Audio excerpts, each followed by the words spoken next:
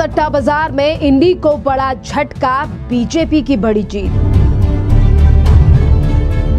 फलौदी सट्टा बाजार ने झारखंड में बीजेपी की जीत की भविष्यवाणी।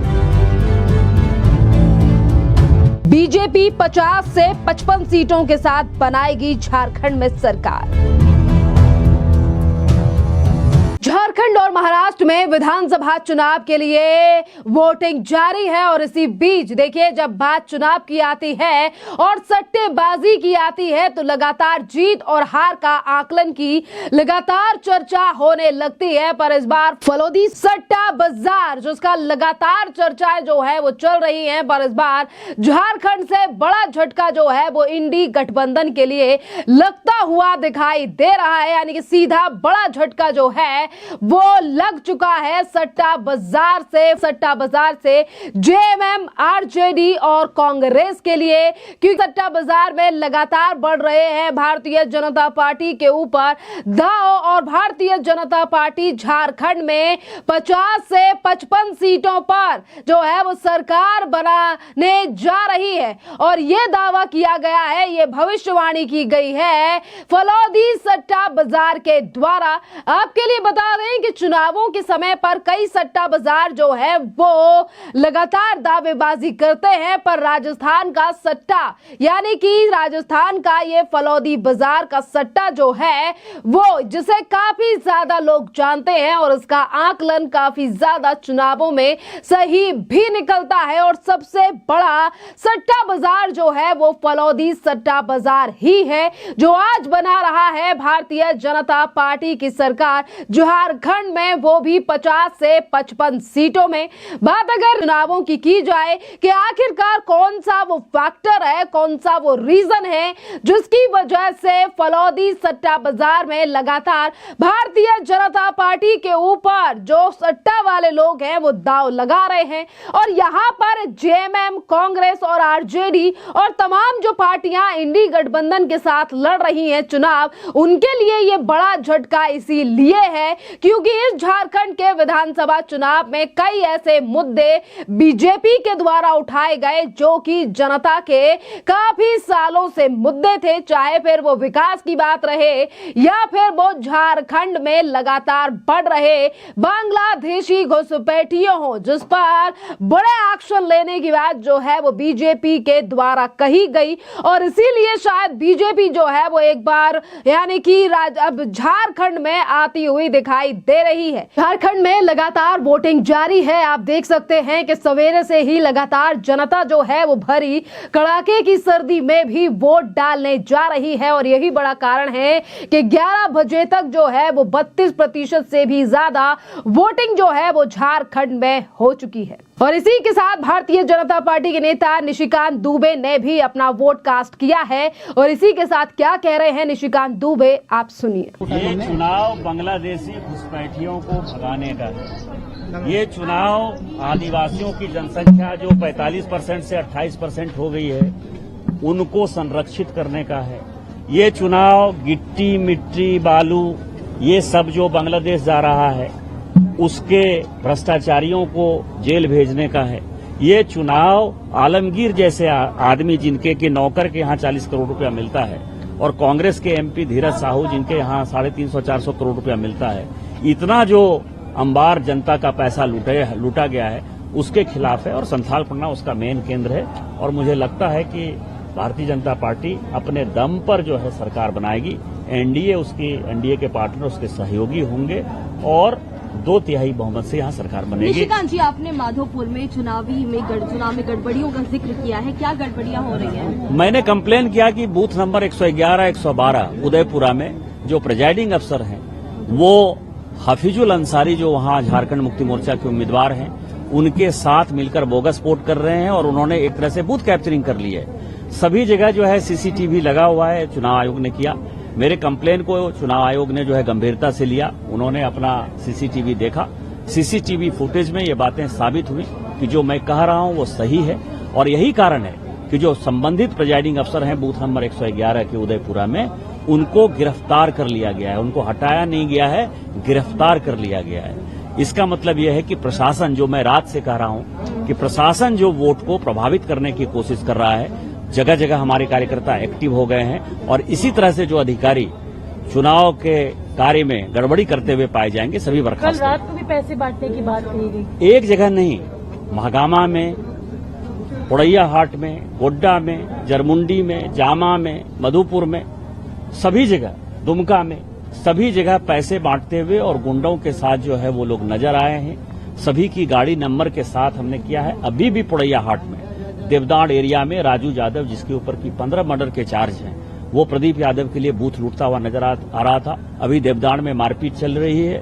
जब मैं आपसे बातचीत कर रहा हूं, मुझे लगता है कि ये गुंडागर्दी का अंत निश्चित है और जनता जाग चुकी है, क्योंकि जनता लड़ाई कर रही है और जनता जब सड़क पर आ जाए तो फिर चुनाव का परिणाम जो है पहले दिन से तय है। हम 2/3 बहुमत से जीत रहे हैं। पाकुड़ में फेक वोटर्स की बात की जा रही, कहा जा रहा है कि अखिल अख्तर के जो लोग हैं कई बूथों पर फेक वोटिंग करा रहे हैं। उसका जो मदरसा है वो तो बांग्लादेशी घुसपैठियों का एक संरक्षक है ही ना।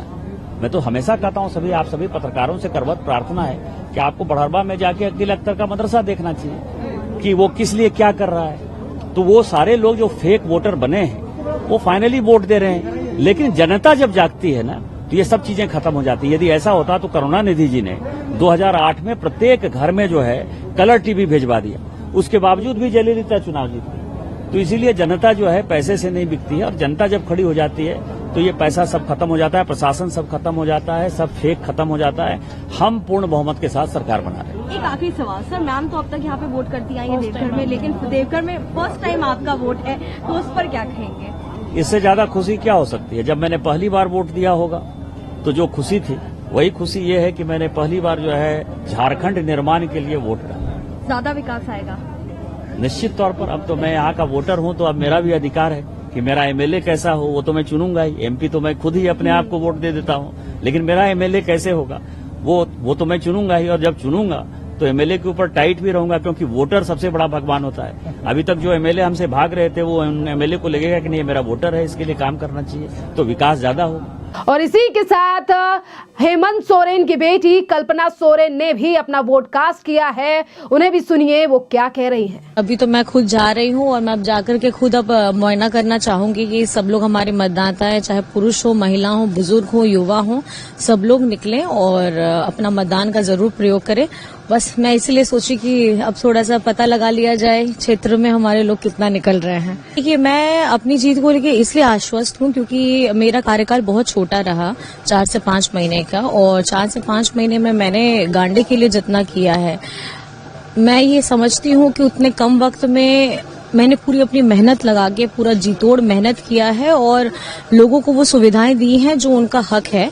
और कहीं ना कहीं अगर इतने कम कार्यकाल में मैंने इतना काम किया है तो आप समझ सकते हैं कि 5 साल तो मेरे लिए बहुत लंबा रहेगा और उस समय मेरे पास बहुत समय भी रहेगा और बहुत काम करने के लिए वक्त भी रहेगा। सपने में पालना कोई बुरी बात नहीं है और वो उनके सुनहरे सपने, उन्हीं को बहुत बहुत बधाई और शुभकामनाएं, क्योंकि जिस तरीके से आपने पहले चरण में वोटिंग देखा है और हमारी लोगों का और खास करके हमारी महिलाओं का, नारी शक्ति का देखा, आप समझ सकते हैं कि पूरी ताकत से हमारी आधी आबादी हेमंत सोरेन जी को और खास करके हमारे महागठबंधन को पूरे ताकत के साथ मजबूती दे रही है। जी बस कुछ नहीं, देखिए एक क्रांतिकारी कदम झारखंड बनने के बाद ये पहली बार है कि हमारे झारखंड की मैया को उनका सम्मान देने का काम किया गया है और आदरणीय हेमंत सोरेन जी जो राज्य के मुखिया हैं, लेकिन हमारी झारखंड की जनता उनको दादा, बेटा, हेमंत बेटा करके बुलाते हैं। तो मुझे लगता है कहीं ना कहीं एक बेटा ने, एक भाई ने फर्ज अदा किया है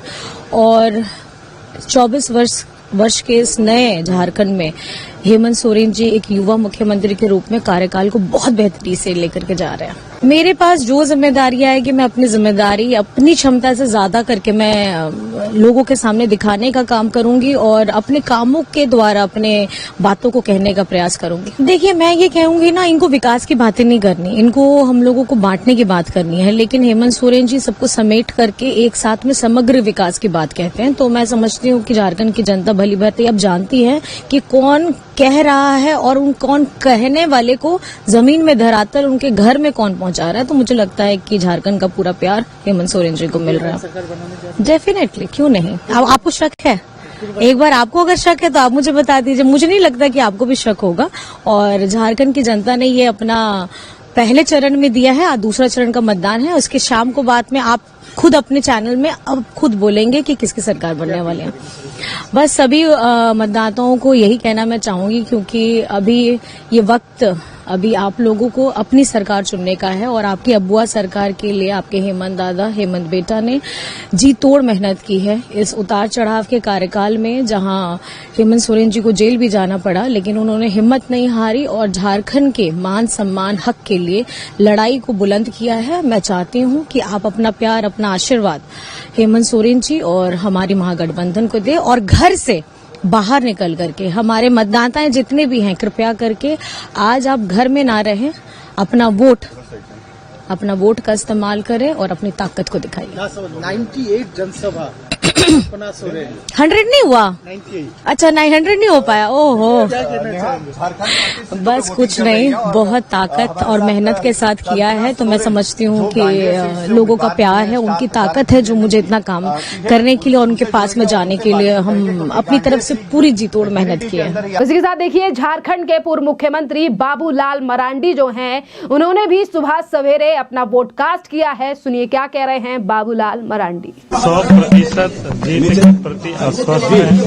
बाबूलाल जी मुख्यमंत्री बन रहे हैं, लोगों को बहुत उम्मीद है कि 23 तारीख को जब मतगणना हो जाएगी जी और विधायक दल बैठेंगे और इसके बाद आप सब लोगों को बुला करके बता दी जाएगी कौन मुख्यमंत्री। लेकिन बाबूलाल जी, आपके जो मतदाता हैं ये तो कह रहे हैं कि मुख्यमंत्री बनेंगे। आपकी पत्नी से भी बात हुई, बोले कि बनेंगे या बढ़ेंगे आगे? देखिए, मतदाता की अपनी सोच होता है, लेकिन लोकतंत्र में दल के जो विधायक चुने जाते हैं वो तय करते हैं जी। तो आपको उम्मीद है बीजेपी की सरकार बन रही है?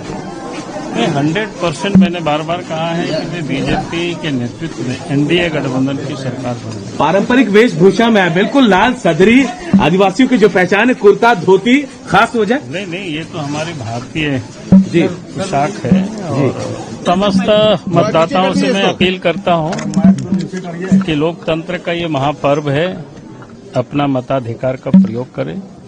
हमें 5 वर्षों में एक बार अवसर मिलता है अपने हाथों से अपने प्रदेश को संवारने का, और इसलिए समस्त मतदाता भाई और बहनों से मैं अपील करता हूं, इस अवसर को गंवाना नहीं। सभी लोग समय से सुबह उठ करके अपना मतदान करें और फिर लोग जलपान करें। क्या परिवर्तन होने वाला है इस बार? नहीं, निश्चित रूप से इस बार 43 विधानसभा क्षेत्रों में मतदान हो चुका है। 38 विधानसभा क्षेत्र ये दूसरे चरण में मतदान हो रहा है। और जो प्राप्त संकेत जो मिल रहा है, झारखंड की जनता अब परिवर्तन का मन बना चुकी है। हेमंत सोरेन की सरकार जा रही है और झारखंड में बीजेपी के नेतृत्व में एनडीए की सरकार आ रही है। झारखंड में विधानसभा की कुल 81 सीटें हैं और बहुमत का आंकड़ा 41 सीटों पर है। और देखिए, 41 में से भी 55 से 50 सीटों पर बीजेपी जो है वो इस बार आती दिखाई दे रही है। जिस तरीके की भविष्यवाणी अब सट्टा बाजारों के द्वारा होने लगी है।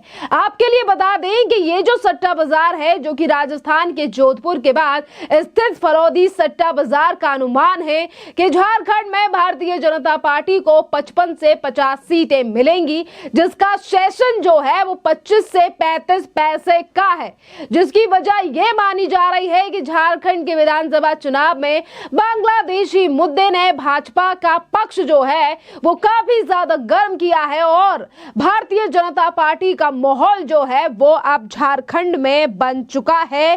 जिस तरीके से फलौदी सट्टा बाजार में अब भारतीय जनता पार्टी के ऊपर ज्यादा दाव लगाते हुए नजर आ रहे हैं सटोरिये। देखिए, सटोरियों ने ज्यादातर दाव जो है वो बीजेपी के ऊपर ही लगाया है। और बात यहां पर अगर चुनावों की जाए तो देखिए, यही यानी कि एक तरफ तो भारतीय जनता पार्टी झारखंड में वापस आती हुई दिखाई दे रही है और इसी के साथ अगर हम बात करें राजस्थान के ही उपचुनाव में, तो यहां पर भी बीजेपी जो है वो जीतती हुई दिखाई दे रही है। आज कई राज्यों राज्यों में जो है वो उपचुनाव और विधानसभा के चुनाव हैं और झारखंड में जो है वो 2 चरणों में वोटिंग हुई है। और देखिए आज दूसरे चरण की वोटिंग है और यहां पर अगर वोटिंग परसेंटेज की भी बात की जाए तो पिछली बार की वोटिंग से कई ज्यादा जो है वो इस बार की वोटिंग दिखाई दे रही है, क्योंकि सवेरे 6 बजे से लेकर अभी सवेरे 11 बजे से ज्यादा का टाइम हो चुका है और लगातार प्रतिशत जो है वो झारखंड में बढ़ता हुआ दिखाई दे रहा है, क्योंकि मतदाता जो है वो लगातार वोट करने आ रहे हैं, जिसका खासा प्रभाव अब 23 तारीख को देखा जाएगा। और झारखंड में अभी मुक्ति मोर्चा और इसी के साथ यानी कि जो इंडी कांग्रेस और जेएमएम की मिलकर सरकार थी, जिनके कई घोटाले, चाहे फिर वो नेताओं के घर से करोड़ों रुपया निकलना हो या फिर लगातार झारखंड में घुसपैठियों की तादाद बढ़ना हो, इसी के चलते जो है वो आज एक बड़ा झटका लग रहा है। और ये यानी कि सीधा बड़ा झटका जो है वो लग चुका है जेएमएम और कांग्रेस के लिए कि सिर्फ ओपिनियन पोल में पहले बीजेपी की जीत दिखाई गई, फिर उसके बाद तमाम सर्वे सामने आए और आज सट्टा बाजारों में भी लगातार बीजेपी जो है वो आगे पहुंचती हुई नजर आ रही है। और देखिए झारखंड में दूसरे चरण की वोटिंग है और यहां पर चुनाव हो रहा है।